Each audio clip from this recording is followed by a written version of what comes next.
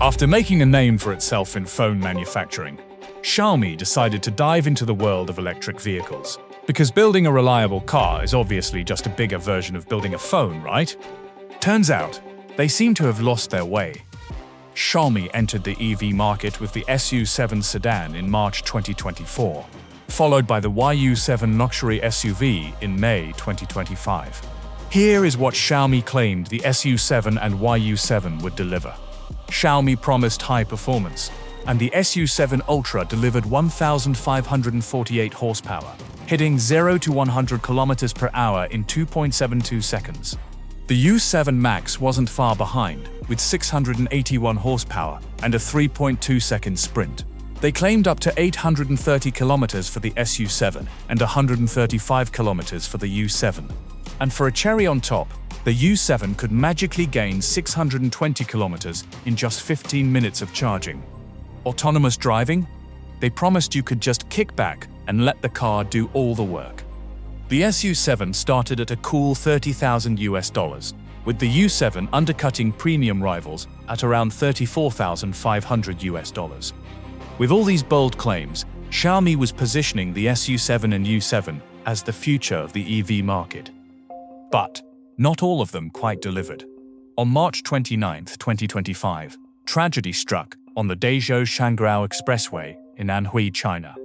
A Xiaomi SU7 sedan, traveling at 116 km per hour in Navigate on autopilot mode, crashed into a concrete guardrail, killing 3 female college students. The car had issued a warning about obstacles in a construction zone, but couldn't avoid the collision. The driver took control just seconds before impact, but it was too late. The vehicle caught fire, with the battery, supplied by BYD's FinDreams, igniting after the crash. Social media buzzed with reports that the doors failed to unlock, trapping the passengers inside. Xiaomi's stock took a hit, dropping 5.5% in Hong Kong after-hours trading on April 1, 2025. Then, on June 13, 2025, in Zhengzhou, a female driver of a brand-new SU7 lost control shortly after parking. The car plowed into 16 other vehicles before coming to a stop. The SU7's passive safety features, like automatic emergency braking, failed to activate. Fortunately, no one was killed, but the crash caused massive damage. 8 cars, 7 electric bikes, and 1 motorcycle were hit, including a Maybach. Xiaomi's SU7 also seems to have a real talent for breaking down at the worst possible times. In May 2025, 4 SU7s in a wedding convoy in Anhui crashed in a chain reaction after the lead car braked suddenly. While no one was injured, the pileup shattered what should have been a joyous day.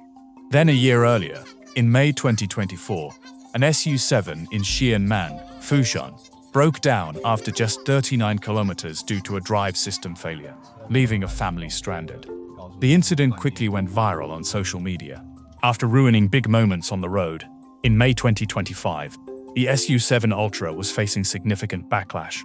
More than 300 owners demanded refunds after discovering that the 42,000 yuan, $5,800 carbon fiber hood, marketed as an aerodynamic and cooling upgrade, was purely cosmetic.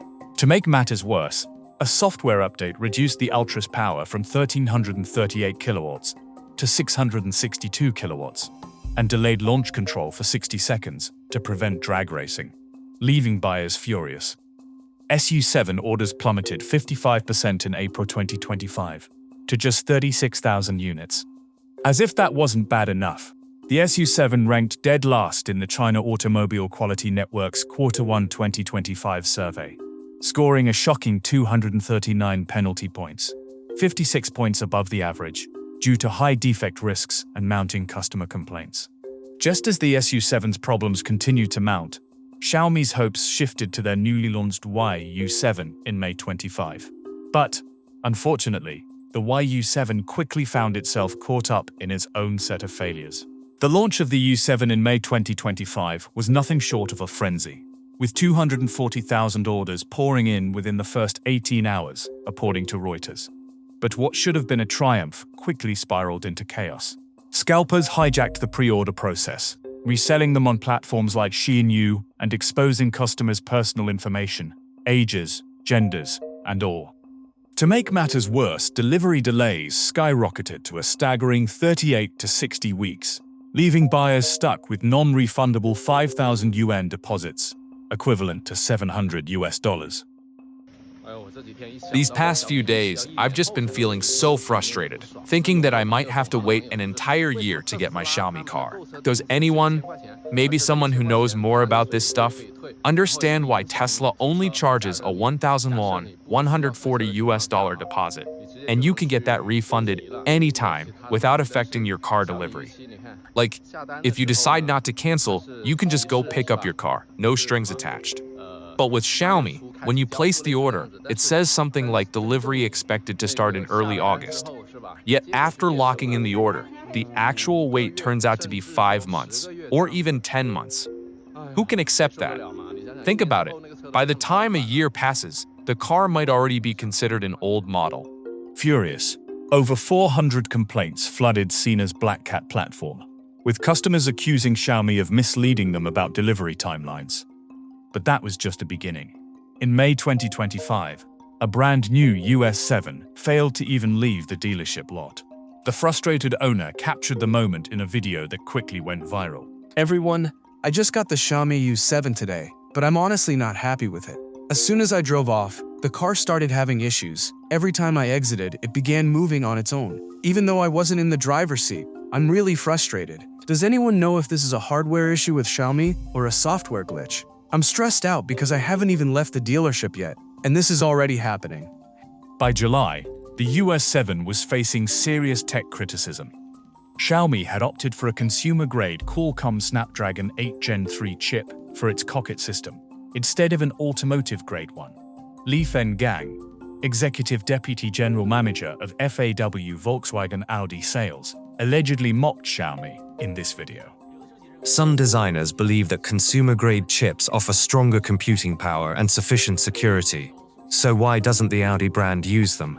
Because a car carries users at high speeds, and if something goes wrong, the consequences are often fatal. We never adopt technologies that haven't been thoroughly validated.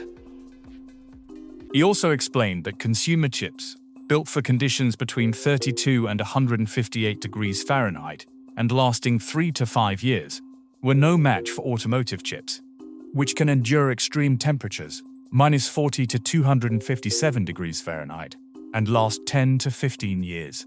And then came the braking nightmare. In July 2025, YU7 owners reported their brake pads catching fire during normal use, with front left wheels reaching a terrifying 1,148 degrees Fahrenheit, and right wheels hitting 856.9 degrees Fahrenheit, emitting thick plumes of smoke. The alarming incident sent shockwaves through the YU7 community. Xiaomi thought the SU7 and YU7 were supposed to be their triumph, proof that a tech giant could outmaneuver automotive titans. But the reality soon hit them hard. The SU7's chassis, originally praised for its strength, turned out to be a bit of a letdown, with engineers pointing out that the lightweight materials used were prone to deformation under stress. Then there's the burning problems. Yes, footage exists. And the taillight? Here's what the complaints were all about. The Xiaomi SU7 is really fragile. The very first owner parked their car on May 6th, and by May 11th, as they were preparing to apply a protective film, the taillight had already cracked, and the car wasn't even fully washed yet. A quick search online reveals tons of photos from other owners showing the same taillight cracking issue. The problem is clearly widespread. Yet Xiaomi's official response was to blame it on cleaning agents used during the film application, claiming the taillight was corroded by the chemicals. But come on, with so many cracked taillights, are we really to believe every single car owner used toxic cleaning solutions? If cleaning agents were truly the cause, Xiaomi should commission a professional lab test and release a detailed written report, instead of passing the blame and treating customers like fools. Apparently, cracks in the brake disc are also a charming bonus. The quality of the Xiaomi SU7 is really terrible.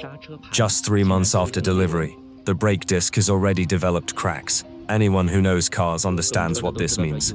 Just listen to the sound. The YU7 wasn't much better. The car's powertrain failed, and there were some leaks after a heavy rain. Definitely not what you expect from a premium car. An owner said, after just days, his car's screen malfunctioned. Today is the 4th day after picking up the car, and my Xiaomi YU7 is still drivable. It can even reverse normally, but the central control screen isn't turning on. Did you accidentally turn off the screen? No, I didn't. Try asking Xiaomi. Shall I?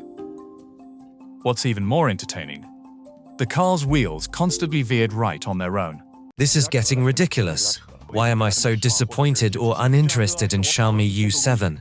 I drove more than 1,000 kilometers to Henan to buy this car with extra money. When I leave it alone, it always leans to the right. I don't know why. This car has never been on a bad road. Another point I'm not satisfied with is that the sound quality is very fuzzy. I absolutely cannot understand why Xiaomi can make speakers like this. And of course, it must have a little accident. Because why not?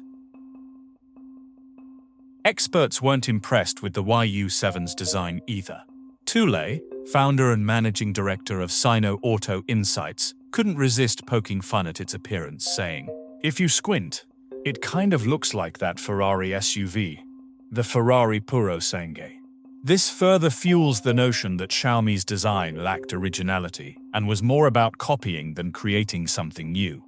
Overstretched resources were another major issue. Xiaomi's Beijing factory couldn't meet the demands of the competitive EV market, leading to understaffed assembly lines and rushed quality checks. To make matters worse, salespeople resorted to lying to get customers to lock in orders. A woman shared a video online, her face mostly covered, fearing censorship or a silent ban. She vented about how she placed her YU7 deposit on June 27th, locking in her order that evening after seeing the car. The salesperson assured her that as long as she ordered quickly within 24 hours, she'd definitely receive the car soon. They also persuaded her to forget about a refund, insisting the car would be delivered without delay, and there was no reason to cancel. Fast forward, and now she's been pushed to week 50 on the waitlist, plus facing a delivery delay of 120 days, meaning her car won't arrive until December. Deceived by the salesperson's lies, she just wants out. Frustrated and trapped by false promises. And if that wasn't embarrassing enough, on June 30th, a Huawei Car 4S store livestream accidentally spilled the beans on Xiaomi's struggles. They claimed delivery pressure is crushing Xiaomi. The YU7's mileage claims are wildly exaggerated. Apparently, it's just a cargo hauler with no lifestyle appeal. Netizens couldn't help but wonder if Huawei did it on purpose. Undeterred, Xiaomi sold the SU7 and YU7 as revolutionary, with CEO Lei Jun boldly vowing to overtake Tesla, according to Forbes. But the promises of autonomous driving, unbeatable performance, and luxury at a bargain price quickly crumbled under scrutiny.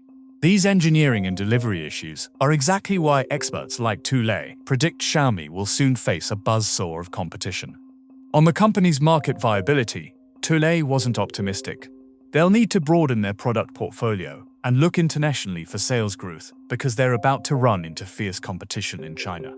In fact, he even suggested that Xiaomi's situation might be worse than that of the tofu dreg giant BYD.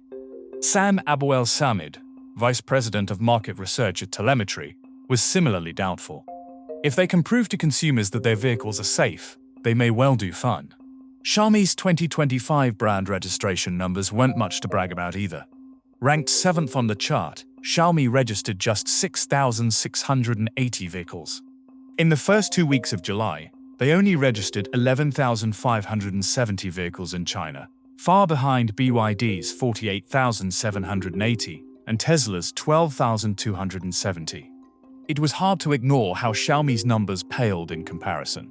The mounting vehicle failures strained Xiaomi's leadership, driving CEO Lei Jun to admit on Weibo in May 2025. "The past month has been the most difficult period since I started Xiaomi, with my emotions being quite low. Xiaomi's EV ambitions have been a mess from the start. The SU7 and YU7 failed to live up to the hype, with flawed designs and poor execution. Sales are inflated, and competition is leaving them behind. With experts doubtful and no real improvements in sight, it's hard to see a bright future for Xiaomi in the EV market."